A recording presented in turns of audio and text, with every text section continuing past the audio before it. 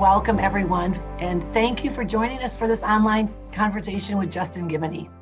As you just heard, I'm Shirley Hoogstra, and I'm so pleased to be a Trinity Forum board member, president of the Council for Christian Colleges and Universities.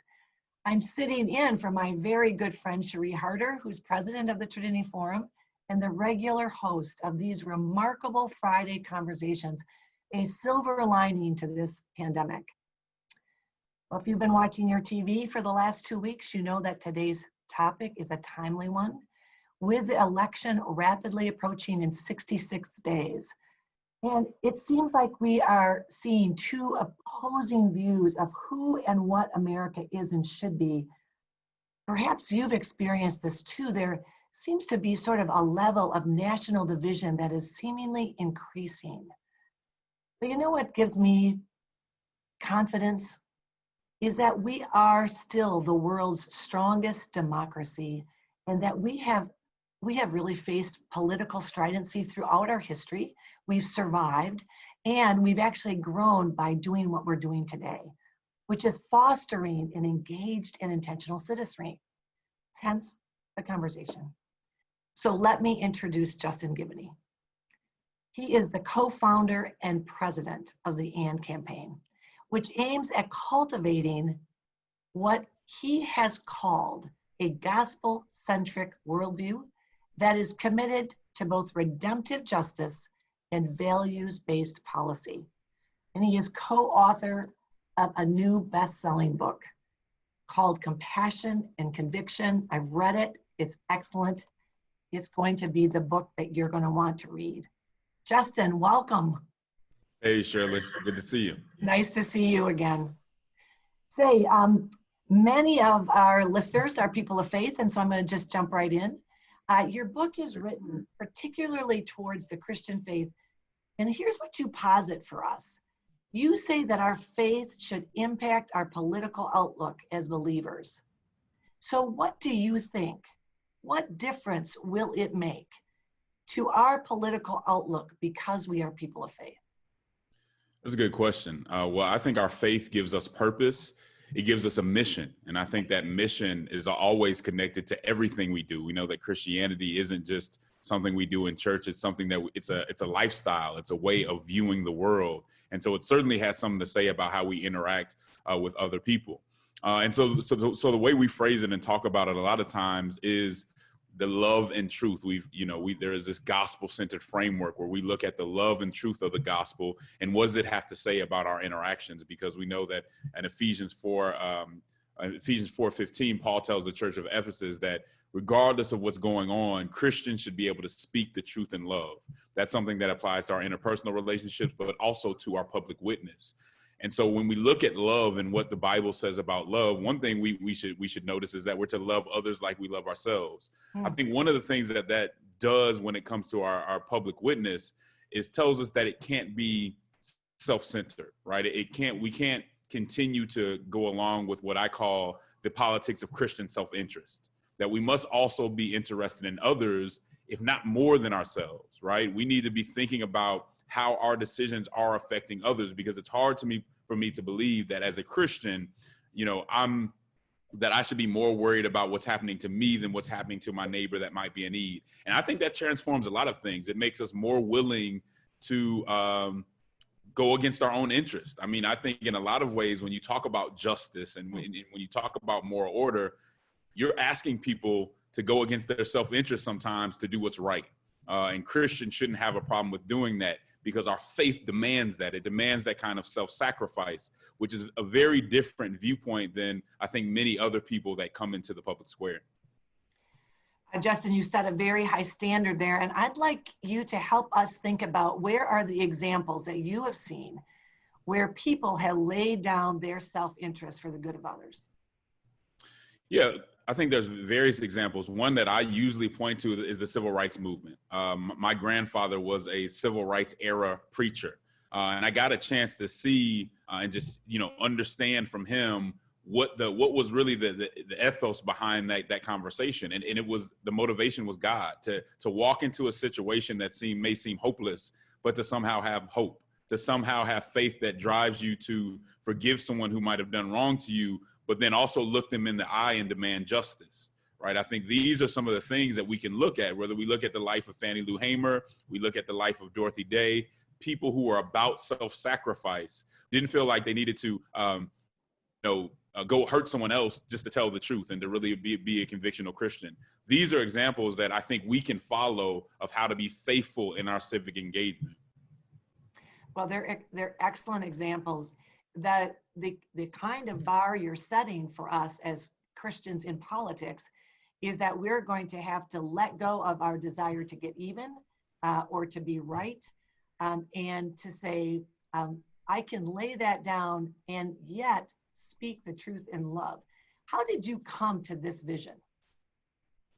Yeah, I think it's just reading the Bible and trying to get an understanding of where we can go wrong. I think a lot of what we're missing in the public square today is moral imagination, right? And what moral imagination does is it allows us to see past this moment, right? It allows us to see past what has happened historically and what's happening right now. Sometimes there are things that the moment is hiding from you.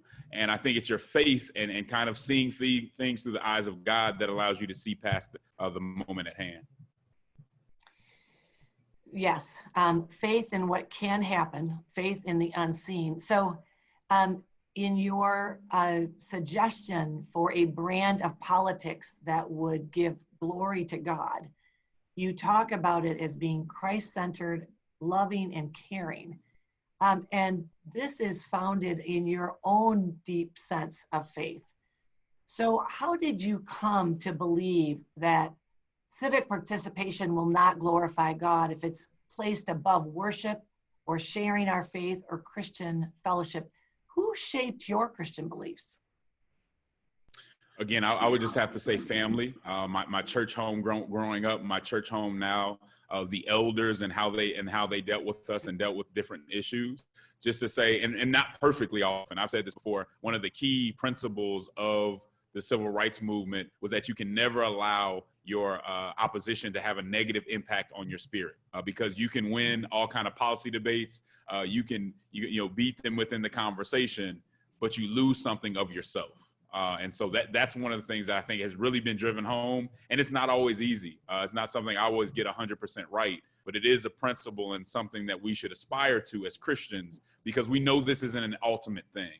And we talk a lot about with the AND campaign about ultimate things. As important as politics is, I mean, I've committed a lot of my life to the political arena.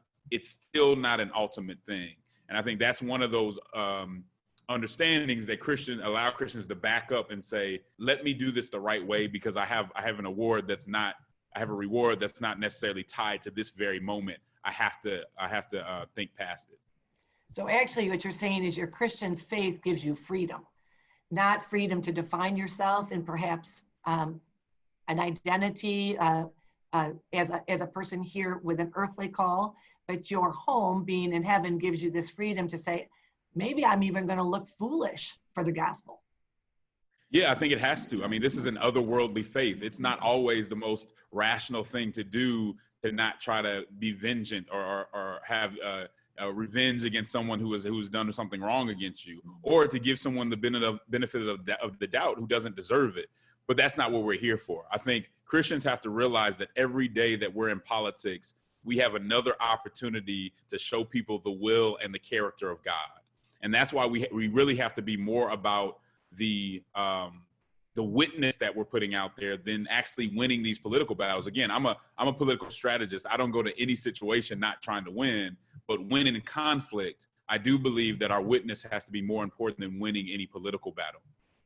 All right, I'm going to press you a little bit on that, because what we know in politics is it's about winning, right? It's about getting your policies passed. It's about getting laws passed or winning in court. And look, you were a 3-sport athlete in high school: football, basketball, cross country, and the debate team. You played football for Vanderbilt University, big time Southern sports, before going to law school. Okay, these are high octane activities. And yet you do say, just like you said before, that you have to put your witness before the win. How do we actually do that? Yeah, so as we talked about before, one of the reasons that I got into politics, maybe not the right reason, but one of the reasons I got into politics was because of that kind of competitive spirit. but that doesn't mean we need to be opposition centered. And one of the problems that we have today is that our politics is very much about a response or a reaction to our opposition. It's this cycle of whataboutism where we say, you know, you say that I did something, and instead of explaining why I did it or didn't do it, I just point out what you did. And that can't be the way for the Christian, because the Christian has a different standard, right? We are doing the work of our Father here. We're not, you know, what we do should never be controlled by you know, some of the things that are coming from our opposition. We have our own set of standards, and we have to make sure that we understand our purpose in politics. And if our purpose in politics is to defend human dignity and to promote human flourishing, then we can't allow ourselves to be distracted by many of the things that are going on. We have to make sure that we stay focused. Justin, Christians haven't always, and then some might say not as, it's been infrequent, where Christians have failed to act on behalf of the good of others. And they acted, as we were talking about earlier in this conversation, for their self-interest. You write in your book about the Trail of Tears, where 50,000 indigenous people were removed from southeastern United States, and 4,000 people died, and other people got their land. And you've got some other examples where people laid down their life and said, look, we can change, and the American Disabilities Act was introduced. Can you tell us, as people of faith, and people of, who are not people of faith on the call, say, how do you reconcile this, the commands of the gospel with the hypocrisy and the failure of Christians? I don't think that's too tough. It's unfortunate, but I think we're broken people. And although we have a book and we have, you know, a Savior in Jesus that are perfect and that show us the way, we don't always get it right. And unfortunately, throughout history, that has been very clear. But I'll say this is even more of a reason that Christians need to engage in politics the right way. So, I mean, no one should question whether they are loved by Christians because of our politics. We should be motivated by the fact that people aren't necessarily clear on that, but we do have an opportunity to make it more clear. And that's why I press Christians so strongly on doing justice and not just criticizing how other people do justice.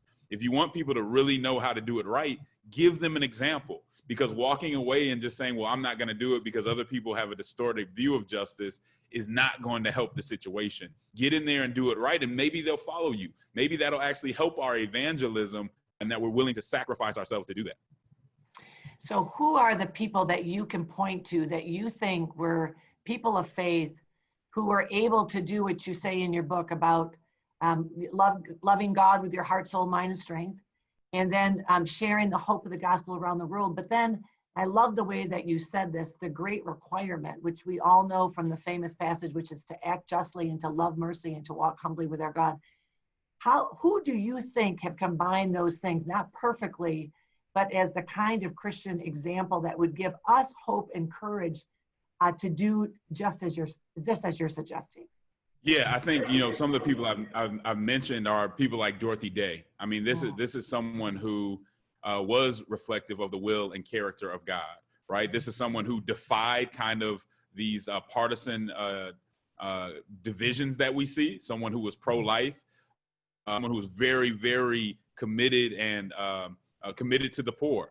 This is something that we've seen. I mean, you look at someone like Frederick Douglass, who was born a slave, but somehow had the faith and understanding to say, I don't want to tear down the Union to free the slaves. I think the Union is the mechanism to free the slaves. And so I will do, you know, I'll work with anybody to do good and no one to do evil.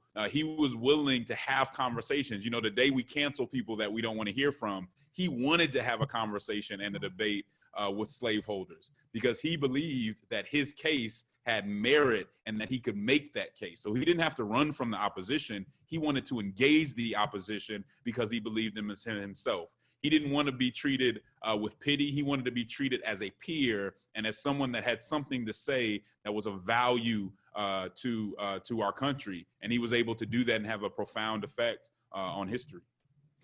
You talk about the cancel culture that we're living in. Actually, you're about combining things that don't naturally go together.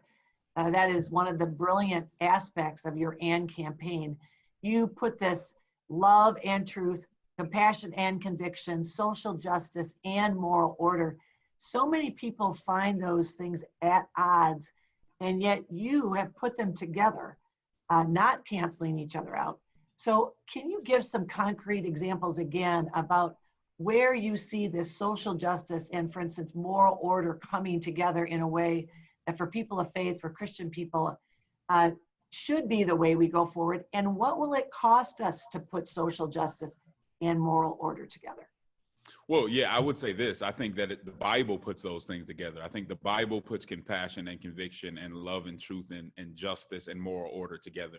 And I think without the two, we see an imbalance. I like the way that Tim Keller put it. He said that love without truth is kind of formless, right? There's, it's too malleable. You can make it into anything you want it to be. And truth without love is harshness. It's mean.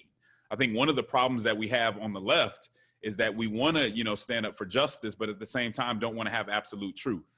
And if you don't have absolute truth and you don't have absolute standards that are unconditional, that apply to everybody, how do you demand that someone else do justice? On what basis, right? And so we see that's a problem. Again, if you look at the civil rights movement, and this is why I think that the Black church tradition has something to say to this moment. Not that we've been perfect, but we do have something to say to this moment. You saw people going into a conversation saying, yes, you have to do justice because we all have human dignity. And I think that's where a lot of the Christian politics should start, the understanding of human dignity and making sure people are treated based on their worth. So they came into the public square and said, we have human dignity. We ought to be treated that way. And yet we still have a standard that we must apply to ourselves, right? So they're asking love from you, but also still applying a standard to themselves. One of the problems that I have is when people ask for social justice, but then act like the people that need justice don't have agency. We do have agency. We can, we're not asking to be necessarily put on a pedestal or treated like children. We're asking for an opportunity to have the freedom to pursue the things that we know this country was built to pursue. And that's how I think this works out. So much of the conversation that we talk about, Shirley, is Christians framing the issues for themselves. Right. If you allow the Democratic Party or the Republican Party to frame the issues for you, you're going to be in a bad place. Look, we're both attorneys. And so we know that if you frame a question or an issue the wrong way, then there can actually be two wrong answers. And so many times in society, I think we're at a place where we have two wrong answers. You take the abortion issue, it's either do you care about women or do you care about children? No, we care about both. So we'll care about maternal mortality rates, and we'll care about unborn lives. Those two things aren't separate. There's no reason those two things can't be put together. You talk about the LGBTQ conversation. The way it's framed is that either you affirm someone or you hate them. In no other area of life is that the way that we frame things. We love people, and sometimes we have disagreements, but we still care for them and would sacrifice our lives for them. The church hasn't been clear on that sometimes. Sometimes we have the conviction and we've been kind of condemned people without showing them love. Or sometimes on the further left, we've had the compassion, but not understood that it's not all that compassionate to people that you won't tell the truth to. And so people also need to know the truth. And that's how we think you should combine the two. But you can't do it if you're adhering too closely to progressivism or conservatism ideologically. It really has to be gospel-centered. And so this again goes to that freedom to ask the question that we think should be asked, not just buying into the question that's on the table. That's right. Now you have a hero in Howard Thurman, and you talk about how he talked at length about civility in politics or the lack of civility in politics and human dignity. What have you learned, especially from the perspective of Howard Thurman? I think Howard Thurman spoke very eloquently on and helped us understand that incivility and hatred really just, number one, aren't effective, right? He talks about it like an infection. And we know that Christians, we are to be a disinfectant, right? Part of what being the salt is to be disinfected. But if you allow your political opponents or even your allies to make you angry, to make you someone who is bitter, then you've actually caught the infection instead of being a disinfectant. And that's one of the things that he says so well. The other thing I would point out is, especially in this day and time, I think we overestimate how effective incivility is. It's actually not very effective. It doesn't persuade anyone. And we also have to understand what's the alternative to civility. it surprises me when so many people who are advocating for incivility don't understand that it's civility that gives the small guy a chance to even be part of the conversation. It's civility that gives women who need to be heard a chance to be part of the conversation. The opposite of civility is just might is right. So you don't hear any of the other voices that need to be a part of the conversation. It's always interesting to me to see that, but I don't think people understand the alternatives to civility, and they're just not something that make our democracy work. Yeah, civility has a generousness to it. Civility says, I don't have to be at the center. I don't have to be the loudest. I don't have to prove my point at every turn. Actually, I'm a curious person. I'm a person that wants to know your point of view. I have intellectual honesty. Maybe, in fact, you have something that I could learn. I think that generosity that you've described, that Howard Thurman was talking about, is grounded in this hope that it's not just my way that will make it better, but maybe we as a community could make it better. That's right. I think that's a huge part of it. And something else you hit on is the humility. The understanding, especially as Christians, that we are all broken, that there's a chance that all of us are getting something very seriously wrong. And if that's the case, we better listen. Yes. Thank you. I mean, this conversation I knew would just go like that. And yet we have a whole half hour, but we've got some questions from our listeners. First, from our sponsor, Ron Bahurin, and from Southeastern University, what do Christians, Justin, need to unlearn from what we've been taught, even in the church, in order for us to really, truly embrace the love, justice, do mercy, and walk humbly with our God? Where and how have Christians missed the mark on this ability to unlearn what we've gotten wrong? I think part of it starts with, where are we looking for answers? Are we looking for answers from the Bible, from our faith community? Are we looking for answers outside of that in a place that is really broken? And I think that's one of the main things we see. We've conflated things like ideological conservatism with theological conservatism. I'm theologically conservative, but I don't think that would always lead me to be ideologically conservative. And when you conflate those two things, it's very easy to put the interest of your tribe, so to speak, in front of the interests of other people, in front of the common good, because we begin to see things with a lens that is just simply not Christian. And I think the way to correct that is to step back. And one practical way we suggest in the book is to be able to list probably 6 things that if you lean left or lean right, 6 things that your side of the conversation gets wrong. If you can't list those 6 things they get wrong, and I believe me, there's way more than 6 that both sides get wrong, then maybe you're a little too close to it. Maybe you've been somewhat indoctrinated. But I think the ability to step back and critique your side prevents us from being in the situation that we found, where we're just going along with the ideology, but not really making it go through kind of biblical scrutiny. And that biblical scrutiny is what's going to keep us honest. Well, you talk about being honest about your own point of view and honest about another person's point of view. That actually requires this sort of courage and bigness of heart that transcends tribalism and aligns ourselves with Jesus. I mean, that is what you are suggesting. Here, let me give you another question here from Scott. How do we interact with and dialogue about Christian views on political issues without improperly using the Bible or weaponizing the Bible, sort of as that way of saying, well, now we've got the truth, here we go. Have you ever seen the Bible weaponized? Oh, yeah, I think the Bible is weaponized all the time, unfortunately. And that's one of the reasons that in the book we think the Bible gives us a framework for politics, but we also think it's not okay to take something out of the Bible and just ignore it, or to put something in there. So sometimes we act like things are promoted by the Bible that really aren't, right? And sometimes we use it to kind of bolster our point when the Bible doesn't specifically talk about that. So there are many things that Christians can disagree on in politics, that the Bible doesn't necessarily speak on. Within that framework, there's room for disagreement. We may never agree on how much the government should interact with us when it comes to economics. We can have those disagreements, but if I'm to come and say, no, the Bible says that taxes should be this much and we have to be, we have to have a safety net exactly this large, then I am taking it out of context, and I'm doing something that's just as bad as ignoring kind of some of the edicts that force me to treat people a certain way. I have to make sure that I'm honest, and if I have to make a case, sometimes I have to make a case that's not necessarily based on something the Bible is saying specifically. Right. Sometimes I have to make my case based on other issues because there's room to disagree within the Bible. So we don't have to agree on every single issue, and we should be very careful of acting like the Bible says something that it doesn't.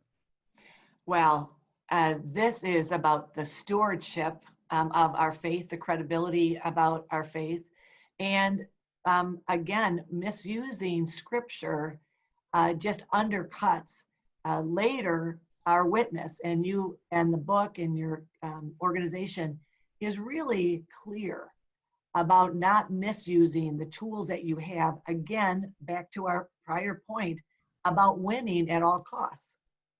It just shouldn't happen. Exactly. Let me give you another question from an anonymous viewer. How should Christians view the role of government? Is it to implement Christian morality, or is it to create laws and make decisions in the interest of a pluralistic society, such as good health care? Or is maybe it a combo situation? So again, how should Christians view the role of government? That's a great question. And as you know, we talk about that thoroughly in the book. But let me just say this. I think the two roles of government, we know that government is God ordained, right? So it's not something that we should just go against just because we don't feel like we agree with every single thing, right? And I think the two main purposes of government are order and justice.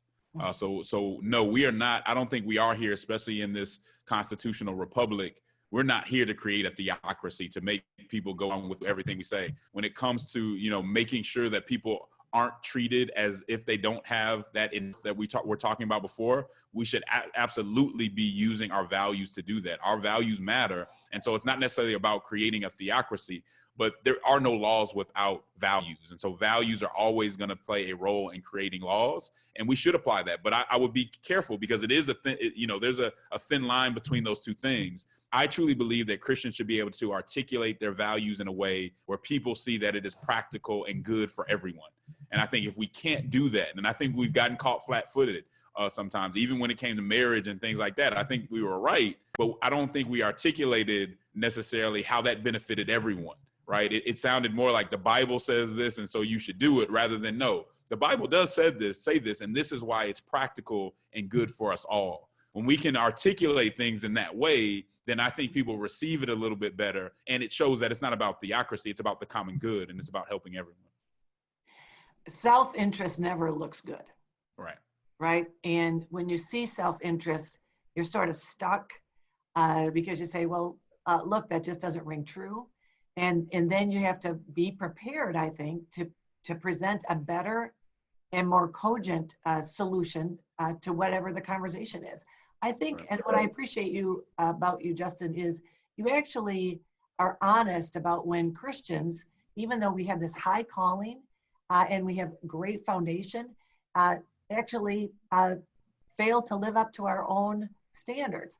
And I think when we don't admit that, then the level of hypocrisy that people will often level at Christians sticks in a way that is both fair in many instances, and then unfair because it's painted with too broad a brush. Yeah, I would agree. I think when we're not intellectually honest, we lose credibility.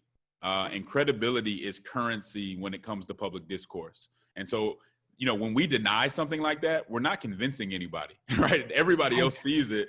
And so we're not really doing anything that's helpful, although we convince ourselves sometimes that we are.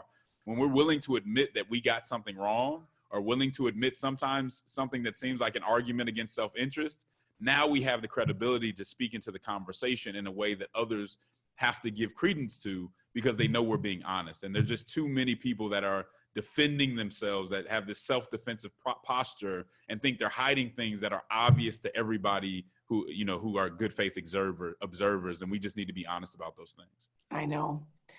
Well, when we talk about civility and we talk about centering the conversation in a fair way, what role do you think the media plays in helping that or hurting that, in your opinion? The media plays a huge role. When the media is trying to push narratives instead of just pushing the facts, again, it's one of those situations where people can usually see it, right? I think sometimes they convince themselves that they can't see it. And so I think there are a lot of people that do media right. There are a lot of journalists that do a very good job, and I'm very thankful for that. But they really have to, they frame the issues. Somebody said they can't control what you think, but they can control what you think about. And so we really have to be honest. Integrity goes so far in this conversation.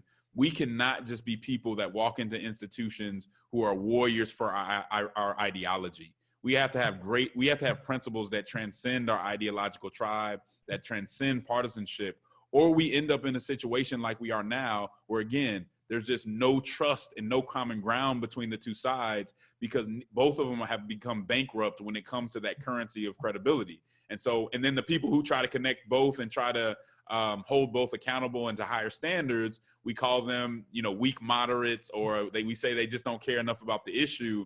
And so we get into this place where we're not even having a conversation. We're just speaking past one another. And so it's that integrity and intellectual honesty that really is key to any democracy, to being able to work together and get things done in a pluralistic society. Two questions to follow up on that. One is, when you talk about civility, are there times when the civility actually interferes with what needs to be done? Like there are issues that our Black and brown brothers and sisters need, and we as a nation need to address. And for so long as it just feels too soft, and maybe that's a wrong way to say that civility is soft, things don't get done that should really get done. Civility allows for a lot of things, but I think sometimes we make civility being quiet and not interrupting people, and I don't think that's necessarily always civility. And yeah, there are probably times when civility has come to an end, right? Maybe it was a civil war or something like that. But what are we stepping into? And very rarely do we want to say that we're at a moment where we're past civility. I don't think we're past civility. I don't think civility asks Black and brown people not to speak up, not to be loud, not to be passionate about what they believe, not to be passionate about fighting injustice. I don't believe that's what civility is. To your point, there have been people who use civility to say, hey, just be quiet for now. Let's just all get along. Let's not talk loud. Let's just wait. I don't think that's what civility is. And a good Howard Thurman, again, I think would disagree with that definition of civility. Civility has nothing to do with being docile. All right, that is, I think, something that's really helpful for all of us to understand. Civility is not a doormat or being docile. And the more you practice civility, the better you get at finding that sweet spot of passion, maybe even loud, certainly pressed into getting the right and needed justice. But there is a way to do it so that you have not stomped on or belittled someone else into being quiet. That's right. Let me ask this about how you define justice. Yeah, I think it starts again with the Imago Dei. I think it starts with the fact that we are all created in God's image. And if we're all created in God's image, we have a certain level of worth, right? And so there's a certain standard by which we must be treated because we have that dignity, because we have those inalienable rights that did not come from the state, that came from God, right? A worth that came from God. And that's what I think it's about. I think it's about the fairness and how somebody should be treated. What can we not do to someone because they have that innate worth? That's what we should be looking at. And so when we talk about biblical justice, we're talking about how should people be treated? What is right and wrong? There's two sides of that conversation, but we really have to engage it. And we have to engage it. And I don't know how these people separate it, but that biblical justice has a social and racial application. right? There's a way to apply it to social and racial issues that is real, because all those things have all these people have human dignity. And so we can't back up and say, well, there's biblical justice, but I don't really want to apply it in the social arena because there's people who do that the wrong way. There's people who do everything the wrong way, right? The world has kind of tarnished a lot of things, whether it be marriage or whether, child rearing. All those things have been tarnished. Does that mean we don't do them? No, it means that we try to do them better, and we try to give people a better example of how to go about it, a biblical example. And that's what I would urge Christians to do. But justice has to be based on the Imago Dei, and our motivation has to be the second half of the Great Commandment. And to your point there, when we think about political parties that have at its center this justice built in around the Imago Dei, I think people are have felt that sometimes when we see this deep division, that there's not a party I want to belong to. I don't agree with this one. I don't agree with that one. There's really sort of a frustration and maybe even despondency. Do you think that we need a new and more intentional Christian party, or do we work in the two parties that exist? What's your thought on that?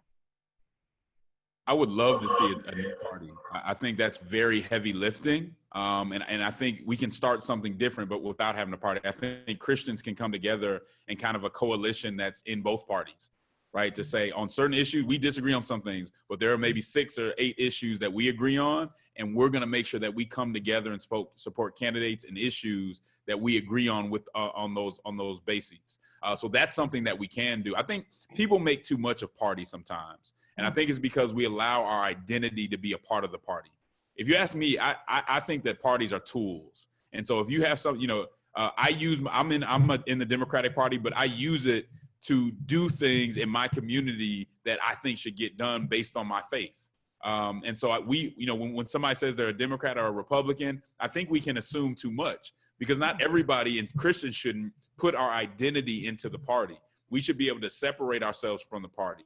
One way to test that is if I have a critique or even an insult for your party, do you automatically get offended? Well, I would hope that I don't automatically get offended, because you're not talking about me, right? I may agree with you. I mean, there are some points that you may be right, and all Christians should be able to do that. Somebody talking about your party shouldn't feel like them talking about your mother, right? You should be able to separate yourself and be able to think critically about whether their criticism is right or wrong. So when we separate ourselves, I don't think it's as big of a struggle to say, okay, I affiliate with this party, I can vote for somebody else, but this may be the best tool for me to get things done. You talk about thinking critically. In your book, you talk about thinking Christianly. Justin, you're saying that this work of the Republic, this work of democracy, is actually hard work, engaged work, takes time work. Why is it worth it? Oh, it's worth it because so many great things can be done within politics. Whether we like it or not, politics touches every aspect of society, whether we can go to church or not, right? We've seen that during the COVID crisis. What our children are learning in school. I mean, my oldest is 6, and I'm starting to understand that he's going to spend more time at school than he spends with me. I want to know what he's learning. I mean, those things matter. What's in the food we eat? What constitutes a crime, and how long people will be in prison for a crime? These are things that Christians should care about. As we know, the Bible is full of unjust imprisonment. Without politics and without Christian engagement, slavery wouldn't have ended when it did. There are a lot of things that wouldn't be going on that wouldn't have happened when they did. Jim Crow wouldn't have ended when it did if it wasn't for Christians saying this isn't right, and we're trying to usher in the kingdom. And we have a bigger purpose than this moment. We have a bigger mission than this moment. Again, we are talking about a very high view of politics here and people involved in politics. You yourself are a person who has just given us an answer about why being in politics is so valuable. I'd like to ask you if you have examples of politicians in the last 50 years that you have studied, or whether it's on the local level or on the national level, that exemplify or epitomize this kind of Christian leadership.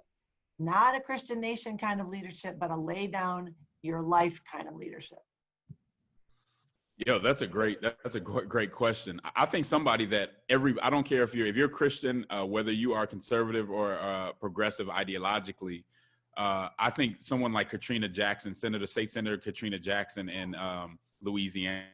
I mean, she's a Democrat, but she's a pro-life Democrat, and she doesn't hold anything back with that. She's a Christian that maintains her Christian identity in politics. These are people that if we want to incentivize people doing things the right way, we should all be supporting her. We should all be trying to help her rise to kind of a national status, because that's what even if she's not in our party, that's what we want to incentivize. And so I think that's a good person. Somebody that I point out is on the other side is Jack Kemp. I think Jack Kemp did a good job. And that doesn't mean that we agreed on everything, but I think he did a good job of being different, saying, hey, I understand what my party wants, but I also understand that I have a different mission and purpose. And sometimes I have to depart from what my party is asking me for to get things done right. And so I think those are two pretty good examples of people who we can look to, one in history, one that's going on right now, who are trying to do it the right way and just don't have enough support. I mean, we should feel some kind of way that somebody like Katrina Jackson just doesn't get as much support as she should, or isn't somebody who we are highlighting on the national stage. That's something we all can do if we came together to try to do it. Yes. I also think that when you tell the stories of people who do this, this is what gives individuals a real tangible example of what could happen and what did happen. And so you don't feel so alone when actually you see your values, your principles, your beliefs embodied in someone who's actually on the front line doing the work. So I think we've got to collect those stories and we've got to tell those stories over and over again. What gives you hope, Justin, that this kind of civic engagement you're calling for can take hold? We talked a little bit about needing another party. We talked a little bit just now about supporting those people who hold these kinds of things. What needs to happen for this vision, this idea of compassion and conviction to take hold? What do you think it would look like in 10 years if it were to take hold? One of the things that give me hope, I'll be honest, is you and even the Trinity Forum, allowing someone like myself to come have this conversation. I think it's important that people who may not agree on every single issue but share a faith have these conversations. And I see more and more we're having these conversations in a constructive way. But really what gives me hope the most is really at my church family and going back and speaking to people on the grassroots level. I mean, these people think a lot differently about the issues, and their voices aren't always heard, on the Meet the Presses and the CNNs and all that stuff. But when you talk to them, there's a lot more nuance in how they think about the issues. And oftentimes they have a hope, right? And for me to go back to church and speak to one of the elders who might be a 75-year-old lady who just is looking at me as someone who's speaking on her behalf, that gives me hope to say, you know what, I can continue to go on. There's things that I can do. And I would also say some of the leaders that I'm seeing arise. I mean, you have people like Dr. Charlie Dates. You have people like Alan Noble, Dr. Alan Noble, Esau McCauley. These are people, Lisa Fields. These are people who are committed to the gospel and aren't trying to find validation in conservatism or progressivism, but are just trying to be faithful. And that really is an encouragement to me to make sure that we keep going every day and keep trying to make these things better, even in times when it doesn't seem like there's much hope. I had just this kind of well of emotion as you were listing a group of people. And I think to myself, what if 10 years from now, or even better, 5 years from now, we're able to list a group of people that have committed to this ideal that we've been talking about today. So Justin, let me go back to you. Here is a last word that's part of this Friday kind of conversation, a sentence summation, a new idea, or a quotation that you would like to leave us with. Yeah, I would just say that Christians should have a unique public witness. And because we should have a unique public witness, we should not strive to be conservative or progressive. But we should set out to be faithful, which will force us to critique and to challenge both sides, to compose a civic witness that reimagines the brilliance of justice and moral order dancing in sync. So don't be beholden to ideological conservatism, but use it, right? Use the best parts of conservatism structure, but make it feel. and make it relate. Don't serve progressivism, but use it. Use it to change that which is oppressive and distorts the imago Dei, but make progressivism respect that which is rightly unchangeable and to obey God's design. Christians have more common ground than we could ever ask for. We have the same Great Commission, the same Great Commandment, and we have the same Savior. The common ground is exactly what our political landscape needs. We're on both sides of the aisle, and if we would come together, we would have the credibility to heal this land. Thanks for having me. Justin, thank you. Thank you for the calling on your life, what you're doing, for your courage, and for your hope that you brought us today. And to all of you, thank you for joining in, and have a great weekend. Bye now.